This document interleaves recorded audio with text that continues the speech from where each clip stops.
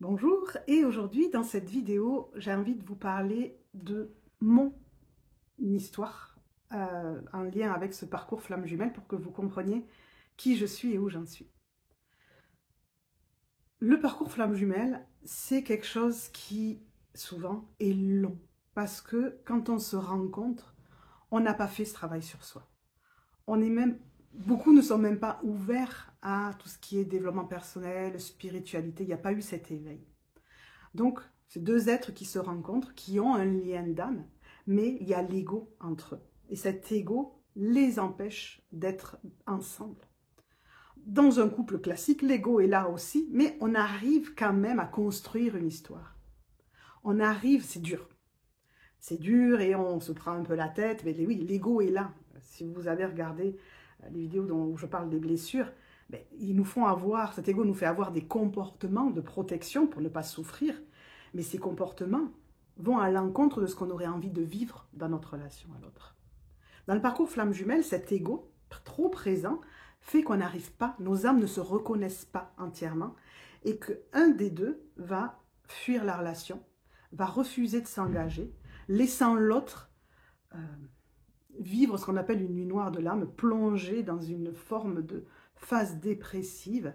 Et c'est souvent à ce moment-là que l'éveil se passe, que cette personne s'ouvre à la spiritualité et commence un chemin de guérison, ou pas.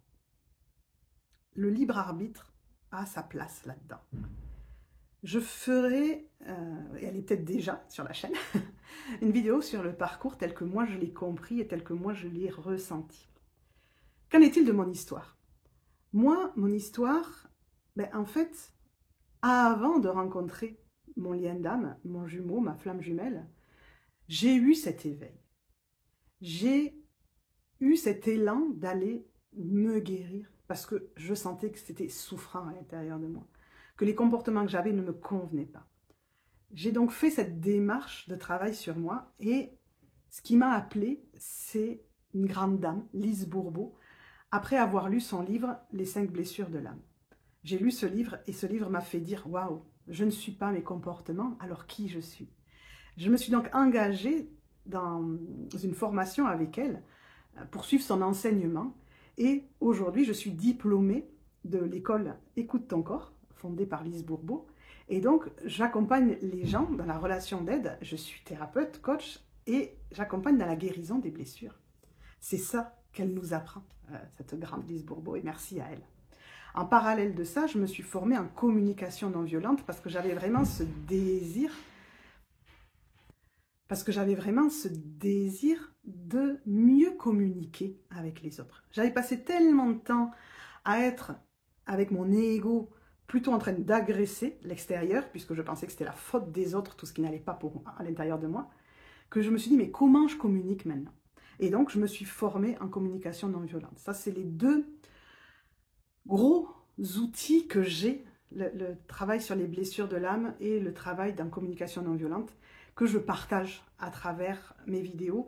Et c'est ça qui m'a amené aujourd'hui à vivre un switch à l'intérieur de moi. Avant ça, j'ai vécu ce qu'on appelle une nuit noire de l'âme. À l'époque, je ne savais pas que c'était ça. Même si j'avais déjà entendu les noms, j'osais pas donner ce nom-là. J'appelais ça une phase dépressive parce que je ne me sentais pas non plus en dépression, mais je sentais bien que j'avais plongé. Cette phase-là, pour moi, elle a duré... Alors, le gros de la phase, ça a été 5-6 mois, mais ça a presque duré sur 1 an et demi, où je suis allée plonger à l'intérieur de moi, rencontrer toutes ces parts d'ombre qui vivaient là-dedans, et j'en suis ressortie transformée. C'est là que j'ai vécu ce grand switch à l'intérieur de moi qui a été de sentir que mon ego n'était plus aux commandes de ma vie. Mais vraiment, c'est-à-dire que là où avant, quand il m'arrivait quelque chose, je sentais arriver ces parts de moi qui voulaient me protéger, qui étaient en réaction et qui critiquaient, etc. Là, d'un coup, j'ai senti qu'elles étaient beaucoup moins fortes. Et que ça me permettait à moi de réagir tel que je le voulais, de choisir, et de pouvoir communiquer, de pouvoir m'écouter, de pouvoir écouter l'autre. Et ce switch-là m'a fait sentir comme un phénix qui renaît. Et m'a amené à prendre des décisions pour ma vie, dont celle de me séparer du père de mes filles, avec qui j'avais passé 20 ans. Et comme tout ça s'était déroulé à l'intérieur de moi et que cet ego s'était apaisé, vraiment, on peut dire ça, ben, on a vécu une magnifique séparation, où on est toujours en relation, où on se soutient l'un l'autre. Il y a toujours de l'amour entre nous, mais il n'y a plus cet amour romantique, on va dire.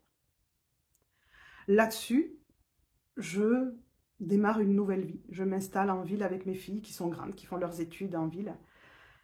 Je commence une nouvelle vie et je vais vers, vu que je suis diplômée d'une école et que j'accompagne les personnes à la guérison des blessures, je commence à travailler là-dedans. Je commence à aller vers ce que j'ai envie de vivre avec les gens et je crée ce groupe des femmes phénix. Et au même moment où je crée ce groupe, je rencontre quelqu'un qui aurait dû juste être quelqu'un de passage dans ma vie, puisque je l'ai rencontré sur une appli de rencontre.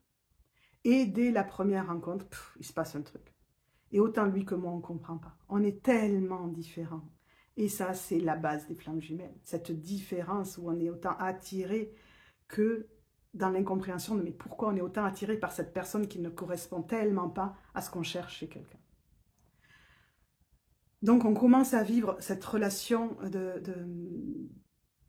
un peu particulière, où on sent cette intensité, où on sent que quand on est ensemble, plus rien n'existe, où on a l'impression de se retrouver soi quand on est ensemble, et en même temps c'est tellement fort que waouh, on va pas y arriver, quoi.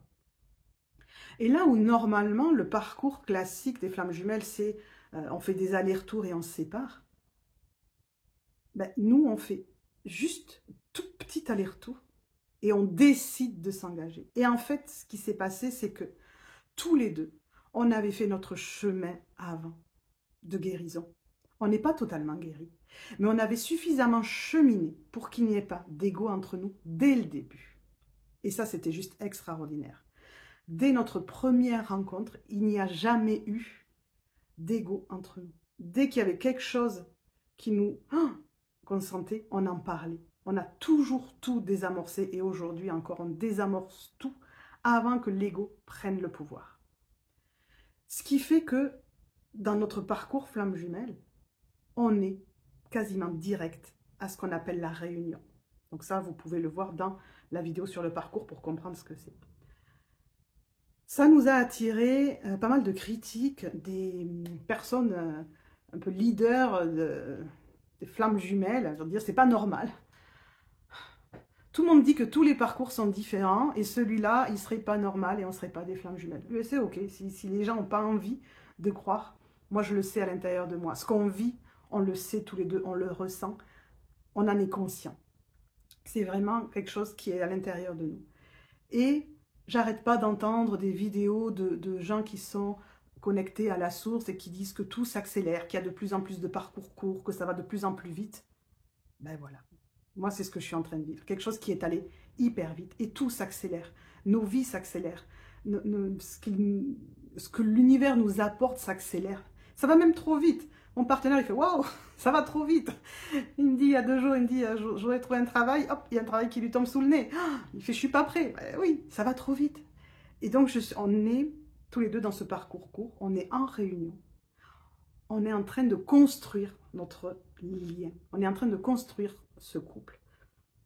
Et c'est ça que je vous partage dans les vidéos que je compte vous faire. C'est ça aussi que je partage de façon plus intime sur le groupe Femmes Phénix. Ici, ça va rester un peu plus large. Donc, c'est pour vous dire comment je vis cette réunion avec l'autre. Comment je vis ce moment où, après avoir travaillé seul, aujourd'hui, on travaille à 2. Ce travail de guérison, on le fait ensemble. Parce qu'on a encore des parts à guérir. Mais on est prêt à avoir ce soutien de l'autre pour les guérir. On est prêt à être vulnérable face à l'autre et à recevoir le soutien de l'autre. Donc voilà, moi j'en suis là dans mon parcours. C'est un parcours court, c'est un parcours très rapide. Qu'est-ce qui fait que les parcours courts existent? Ben, les parcours courts, ils existent parce qu'il n'y a pas eu dans notre histoire de gros freins. C'est-à-dire qu'on était tous les deux libérés de nos ex. On avait fait tous les deux ce chemin de dire, voilà, on se sépare. Moi, j'avais pris la décision de me séparer, donc j'étais vraiment libre. Et lui avait passé quelques années à avoir envie de reconquérir son ex. Et puis là, juste quelques temps avant qu'on se rencontre, il avait pris la décision que c'était fini maintenant, qu'il arrêtait d'espérer quoi que ce soit et qu'il avançait. Donc on n'avait pas cette problématique de ce qu'on appelle la tierce dans notre histoire.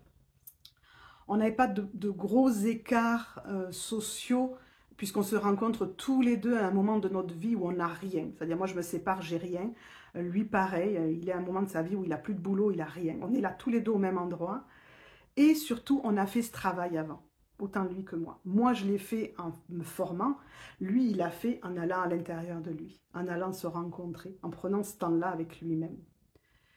Et j'ai eu l'opportunité, avec Lise Bourbeau, justement, elle-même, de faire ce qu'on appelle des régressions pour aller voir mes vies antérieures. Et dans ma vie d'avant, j'étais déjà avec ma flamme jumelle. Mais on a été séparés. C'était à l'époque un peu 1800, un peu victorienne, un peu les chroniques de Bridgerton. Je revois vraiment le style de l'époque. Et j'étais amoureuse d'un homme et on m'a interdit d'être avec. La société m'a interdit d'être avec, c'était pas possible d'être avec. Et lui a fait ce choix aussi de ne pas lutter pour qu'on soit ensemble et de partir à la guerre. J'ai pas tout clairement, je sais pas s'il est mort à la guerre, je sais pas si juste il était parti. En tout cas, quelques années après, dans cette régression, je me vois me suicider en me noyant dans une rivière. Et donc, cette séparation qui est dans le parcours flamme jumelle, on l'a vécu dans cette vie antérieure. Ce qui fait que on était déjà à cette partie du parcours où on devait vivre notre nuit noire de l'âme et on devait travailler seul avant de se retrouver. Et on se retrouve après avoir fait ce travail. Donc on est totalement dans le parcours, on est juste à cheval sur 2 incarnations. Donc moi j'y crois à ça. Vous y croyez, vous n'y croyez pas, c'est pas un problème. Chacun croit en ce qu'il a envie. Et ça ne change rien sur le travail qu'on a à faire pour se retrouver, pour guérir nos blessures, pour rééduquer son ego, pour s'alléger de tout ça et enfin vivre la vie que l'on veut. Donc voilà, petite vidéo de présentation qui vous explique qui je suis, où j'en suis. Est-ce que ça vous inspire? Est-ce que ça vous donne envie de me suivre? Ben écoutez, dites-moi. Peut-être partagez-moi vos propres parcours. Venez nous rejoindre sur le groupe des femmes phénix. C'est vous qui décidez de votre vie.